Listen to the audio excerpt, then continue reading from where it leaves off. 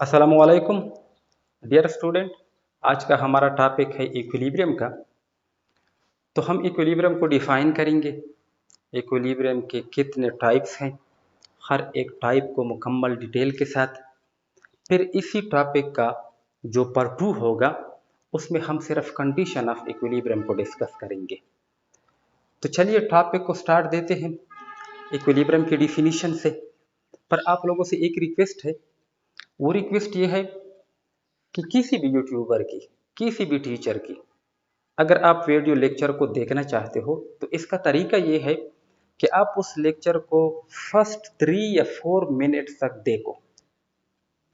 3 या 4 मिनट तक देखने के बाद आपको कंसेप्ट का पता चल जाता है कि जो टीचर जिस टॉपिक को पढ़ा रहे हैं, क्या इस टॉपिक में कंसेप्ट है या नहीं है, वो किस अंदाज में इस टॉपिक को पढ़ाने की कोशिश कर रहा है। अगर आप स्किप की मदद से आगे जाके वीडियो को ख़त्म करोगे तो जो कंसेप्ट होता है वो आपको समझ में नहीं आएगा। और साथ में वो टीचर जो कि उस वीडियो लेक्चर में आपके लिए उस टॉपिक को एक्सप्लेन कर रहा है, तो उसके बारे में भी आपको अंदाज़ा नहीं होगा कि भाई वो जो टॉपिक पढ़ाने जा रहा है, क्या वो टीचर कंसेप्ट के मुताबिक पढ़ा रहा है या कंसेप्ट के मुताबिक पढ़ाने की कोशिश नहीं करता। तो इसलिए बेहतरीन तरीका ये है कि 3 मिनट तक आप वीडियो को देखते रहिए। 3 मिनट्स के बाद अगर आपको वीडियो पसंद आए तो आप वीडियो को मुकम्मल एंड तक देखिएगा। अगर पसंद ना आए तो बस वीडियो ही छोड़ दो।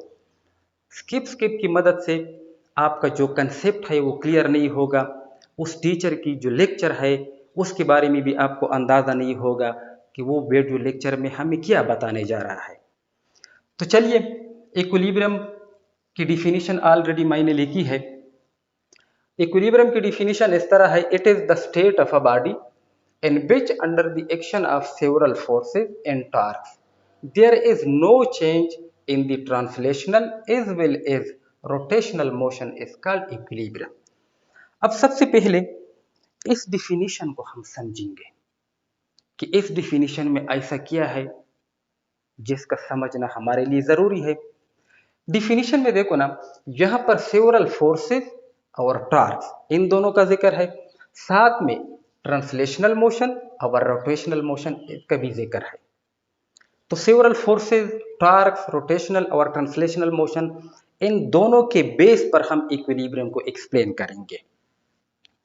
अब हम जानते हैं इसी डिफिनीशन के मुताबिक, ये जो डिफिनीशन हमें बता रहा है कि अगर कोई बॉडी हो, उस बॉडी पर several forces and torques simultaneously act कर रहे हैं।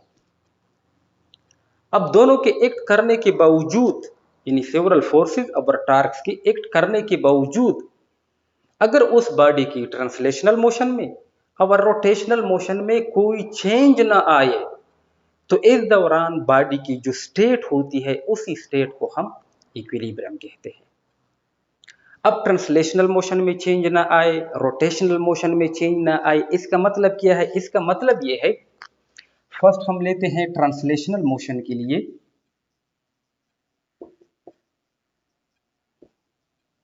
ट्रांसलेशनल मोशन में चेंज ना हो, इसका मतलब ये है कि चेंज इन वेलोसिटी वो जीरो के बराबर होगी।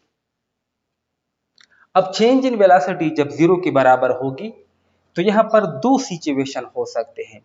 एक ये कि या तो वेलोसिटी जीरो होगी और या वेलोसिटी कांस्टेंट होगी। ट्रांसलेशनल मोशन में कोई चेंज ना हो, इसका मतलब यह है कि चेंज इन वेलोसिटी जीरो होगी। मतलब ये कि या तो बॉडी की वेलोसिटी जीरो होगी या वो बॉडी कांस्टेंट लीनियर वेलोसिटी के साथ मोशन कर रही होगी। अगर हम रोटेटरी मोशन के लिए ले,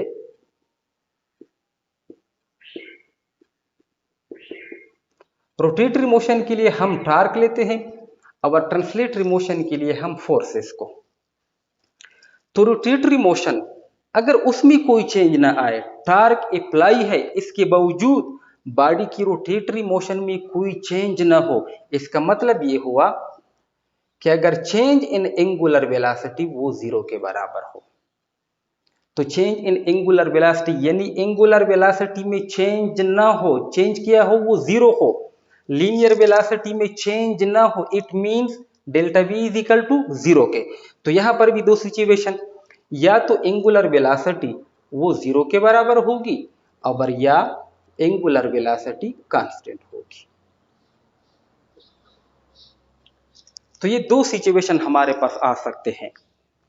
इन दोनों सिचुएशन के लिए हम कहते हैं कि या तो बॉडी पर सेवरल फोर्सेस और टार्क ये दोनों सिमल्टेनियसली अप्लाई है, पर बॉडी की ट्रांसलेशनल मोशन और रोटेशनल मोशन में कोई चेंज ना आए, इस दौरान बॉडी की स्टेट को हम इक्विलिब्रियम कहते हैं कि बॉडी इक्विलिब्रियम में है। इसका मतलब ये हुआ कि चेंज ना आए यानी वेलोसिटी में चेंज जीरो के बराबर हो, delta V is equal to zero के। अब जब डेल्टा वी जीरो के बराबर है, इट मींस कि या तो वेलोसिटी जीरो होगी या वेलोसिटी कांस्टेंट होगी।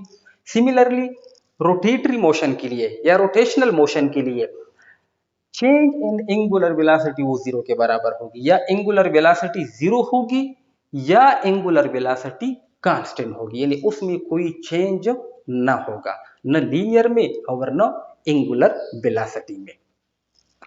अब हम तो ये जानते हैं कि जब बॉडी पर, हमने ऑलरेडी पढ़ा है, आपने ऑलरेडी पढ़ा होगा कि जब किसी बॉडी पर दो या दो से ज्यादा फोर्सेस अप्लाई हो, पहले हम ट्रांसलेशनल मोशन का जिक्र करते हैं, दो या दो से ज्यादा फोर्सेस अप्लाई हो, अगर वो फोर्सेस आपस में बैलेंस करते हो या वो फोर्सेस एक दूसरे की इफेक्ट को कैंसल करते हो, और हम ये भी जानते हैं कि जब फोर्सेस किसी बॉडी पर अप्लाई हो तो उन फोर्सेस का एक रिजल्टेंट या नेट फोर्स हासिल होता है जिसको हम इफेक्टिव फोर्स भी कहते हैं। वो इफेक्टिव फोर्स एक्चुअली उन तमाम फोर्सेस के वेक्टर सम के बराबर होता है। अब जब फोर्सेस एक दूसरे को कैंसल करते हैं या एक दूसरे की इफेक्ट को कैंसल करते हैं तो जरूरी बात है उसका जो इफेक्टिव फोर्स होगा या जो रिजल्टेंट फोर्स होगा तो वो रिजल्टेंट फोर्स किसके बराबर होगा, जीरो के बराबर होगा, यानी उसका मैग्नीट्यूड जीरो के बराबर होगा। क्यों? क्योंकि वो तमाम फोर्सेस जिसकी वजह से ये फोर्स हासिल होता है वो फोर्सेस एक दूसरे की इफेक्ट को कैंसल करते हैं, तो जरूरी बात है तो जो रिजल्टेंट या इफेक्टिव फोर्स या नेट फोर्स हासिल होता है वो भी जीरो के बराबर होगा। तो ट्रांसलेटरी मोशन के लिए हम लिखते हैं कि टोटल नेट फोर्स वो जीरो के बराबर होता है क्योंकि फोर्सेस एक दूसरे को कैंसल करते हैं।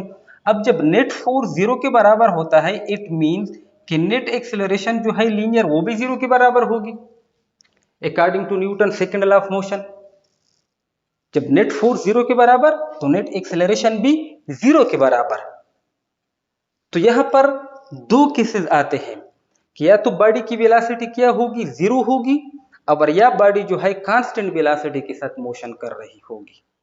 यानी हम कह सकते हैं इस तरह भी कि या बॉडी रेस्ट में होगी, अब जब रेस्ट में होगी तो वेलोसिटी क्या होगी, जीरो होगी, या बॉडी मोशन में होगी, बॉडी मोशन में होगी पर यूनिफॉर्म मोशन में। अब जब बॉडी यूनिफॉर्म मोशन में होती है तो इसका मतलब क्या है कि लीनियर वेलोसिटी क्या है, वो कांस्टेंट है।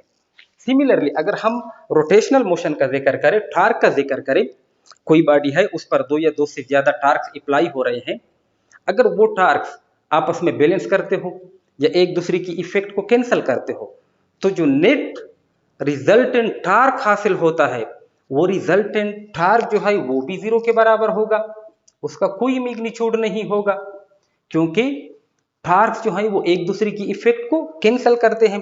अब जब टोटल नेट टार्क जीरो के बराबर होगा तो एंगुलर एक्सेलरेशन जो है वो भी जीरो के बराबर होगी। बाय डिफिनेशन हम लिखते हैं tau is equal to I alpha के। जब टार्क जीरो के बराबर तो अल्फा भी जीरो के बराबर।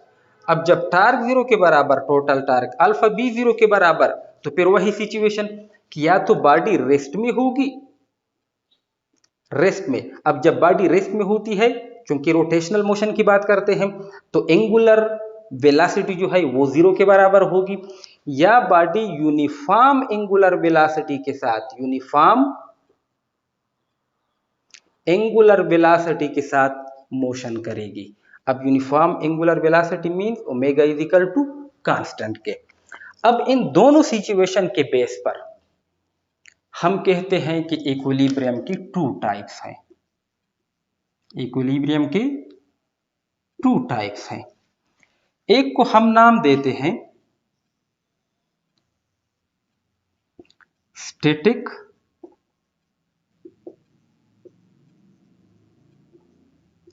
इक्विलिब्रियम और सेकंड डायनामिक इक्विलिब्रियम।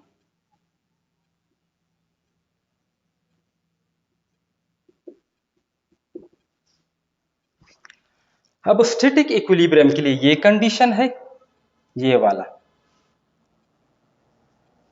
वाला omega is equal to 0 body rest में, linear velocity is equal to 0 body rest में। जबकि डायनामिक इक्विलिब्रियम के लिए ये कंडीशन है, ये। अब स्टैटिक इक्विलिब्रियम और डायनामिक इक्विलिब्रियम को हम इंडिविजुअली एक्सप्लेन करेंगे और साथ में उसकी प्रैक्टिकल एग्जाम्पल भी लेंगे। तो प्रैक्टिकल एग्जाम्पल की बेस पर हम समझने की कोशिश करेंगे कि स्टैटिक इक्विलिब्रियम क्या होता है, डायनामिक इक्विलिब्रियम क्या होता है। तो फर्स्ट लेते हैं स्टैटिक इक्विलिब्रियम को।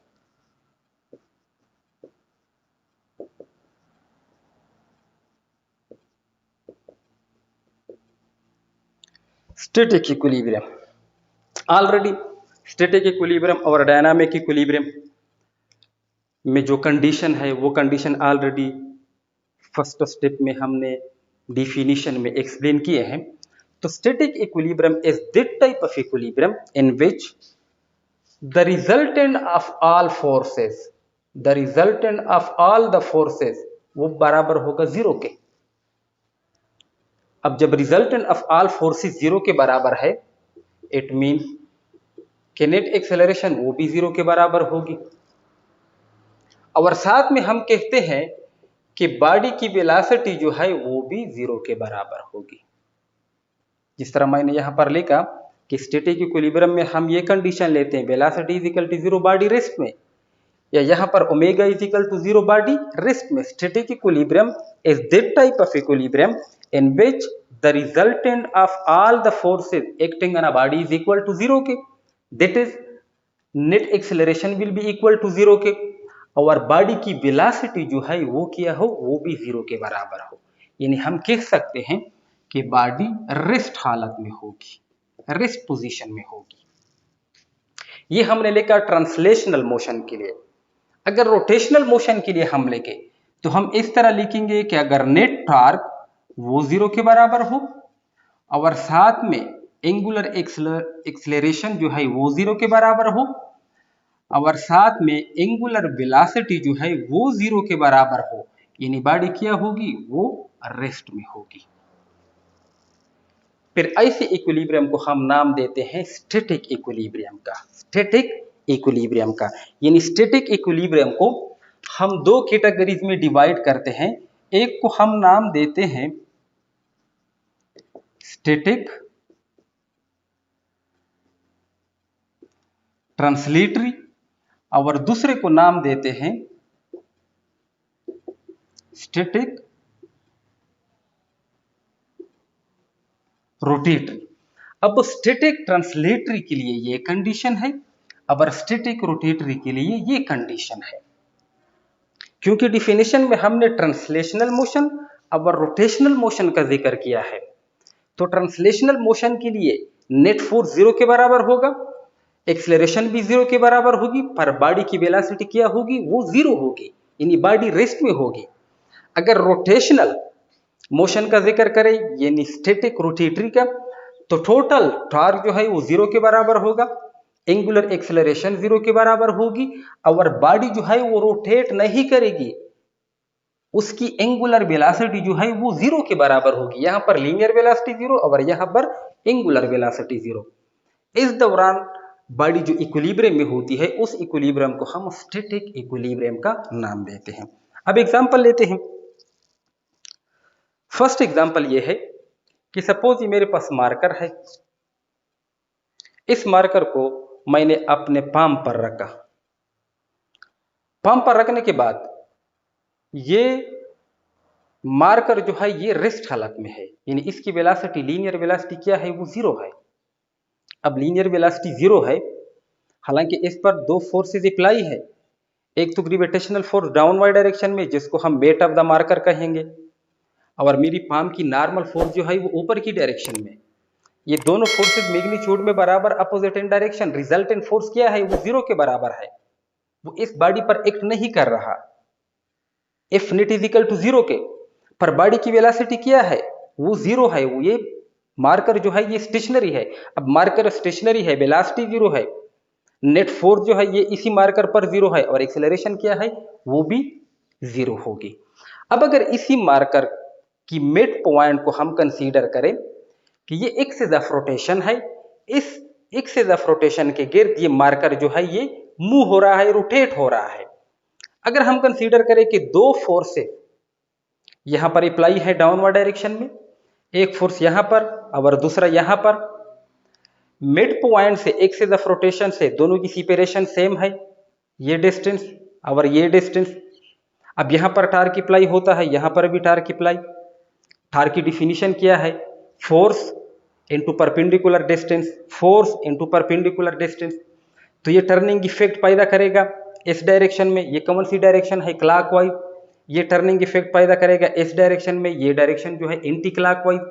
अगर clockwise torque anti clockwise torque के बराबर हो, यानी एक दूसरे की इफेक्ट को ये कैंसिल करे, तो टोटल नेट टार्क किसके बराबर होगा, जीरो के बराबर होगा।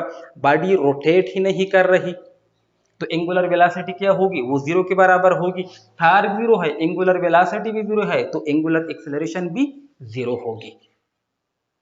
तो इस दौरान बॉडी की ये जो स्टेट है, इस स्टेट को हम स्टैटिक इक्विलिब्रियम कहते हैं।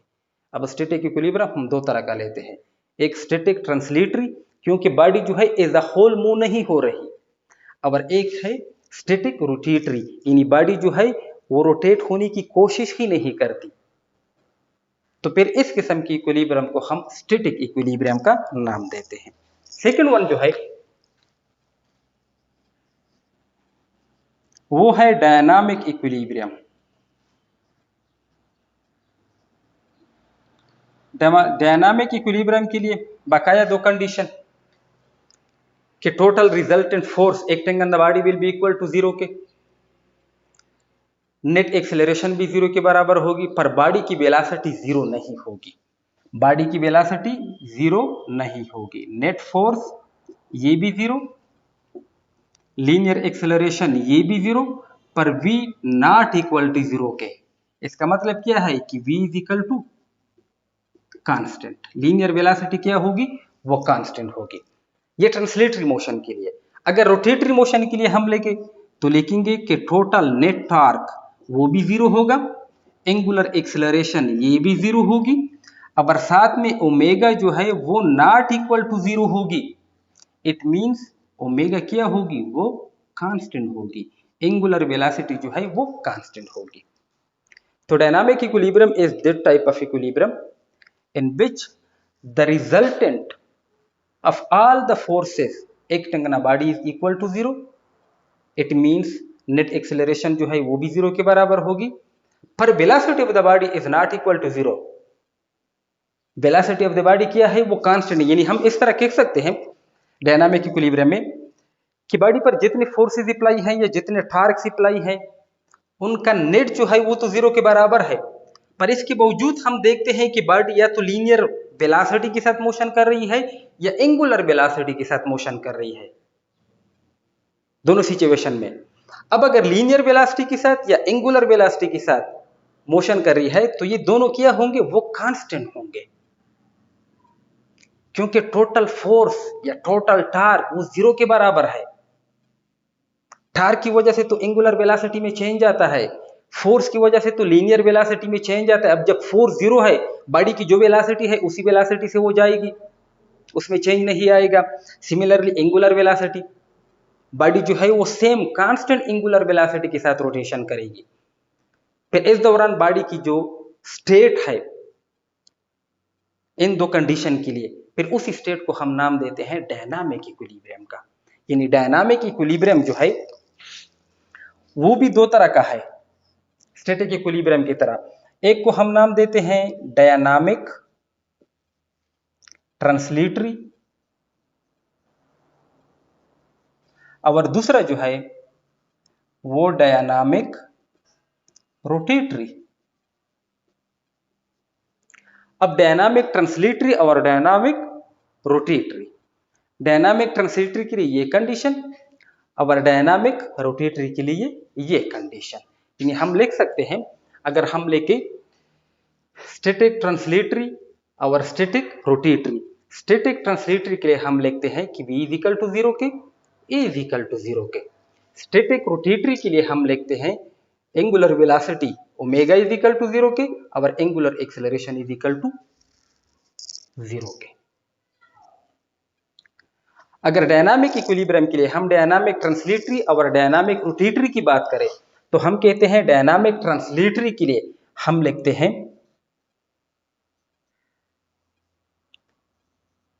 v is equal to constant, और यहां पर हम लिखते हैं angular velocity omega is equal to constant के। यहां पर a इज इक्वल टू 0 के और यहां पर अल्फा इज इक्वल टू 0 के। अब इन दोनों केसेस के लिए डेल्टा v जो है वो 0 के बराबर होगी, चेंज इन वेलोसिटी 0 के बराबर। इन दोनों केसेस के लिए डेल्टा ओमेगा जो है वो 0 के बराबर होगी, डेल्टा ओमेगा 0 के बराबर होगी, sorry delta v is equal to 0, delta omega is equal to 0। इन दोनों के लिए, इन दोनों के लिए delta v is equal to 0 और इन दोनों के लिए delta omega is equal to 0 के। जब वेलोसिटी में चेंज ना हो, delta v is equal to 0 के, या वेलोसिटी 0 होगी या वेलोसिटी कांस्टेंट होगी।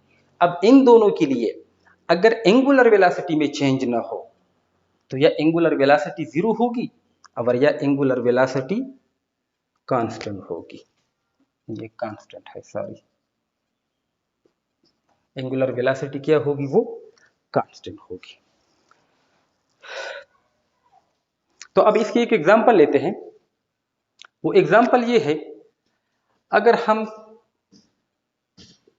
कॉम्पैक्ट डिस्क को ले ले, सीडी डिस्क। अब जब हम सीडी में उसको पुट करते हैं तो सीडी जब चल जाती है तो इसके बाद वो कॉम्पैक्ट डिस्क सीडी प्लेयर के अंदर कांस्टेंट एंगुलर वेलोसिटी के साथ रोटेट हो रहा है, कांस्टेंट एंगुलर वेलोसिटी के साथ। अब फिर उसी सीडी डिस्क को हम नाम देते हैं डायनामिक इक्विलिब्रियम की। वो सीडी प्लेयर में जो सीडी डिस्क है वो डायनामिक इक्विलिब्रियम में है। अगर हम बात करें यहां पर डायनामिक ट्रांसलेटरी, डायनामिक रोटेटरी यानी डायनामिक इक्विलिब्रियम की बात करें तो डायनामिक इक्विलिब्रियम में रोटेटरी के लिए तो हमने कॉम्पैक्ट डिस्क का एग्जांपल दे दिया। सीडी प्लेयर के अंदर हम इसको डालते हैं, सीडी प्लेयर को ऑन करते हैं रिमोट की मदद से, वो चलना शुरू हो जाती है, ठीक है ना। आफ्टर सम टाइम उसकी जो एंगुलर वेलोसिटी होती है वो कांस्टेंट होती है। तो हम कहते हैं कि ये सीडी प्लेयर में जो कॉम्पैक्ट सीडी डिस्क है वो डायनामिक इक्विलिब्रियम में है। या फॉर एग्जांपल हम सीलिंग फैन की एग्जांपल लेते हैं, इजी सा। ये उसके पर होते हैं, बाजू होते हैं, आर्म होते हैं। फर्स्ट ऑफ ऑल जब हम बटन को ऑन करते हैं तो ये सीलिंग फैन जो है ये रोटेट होना शुरू हो जाता है। आफ्टर सम टाइम हम देखते हैं कि वो कांस्टेंट एंगुलर वेलोसिटी के साथ रोटेट कर रहा होता है। तो हम कहते हैं कि ये सीलिंग फैन जो है ये डायनामिक इक्विलिब्रियम में है। अगर हम ट्रांसलेटरी मोशन के लिए डायनामिक इक्विलिब्रियम की एग्जांपल ले ले, वो एग्जांपल हम लेते हैं पैराट्रूपर का।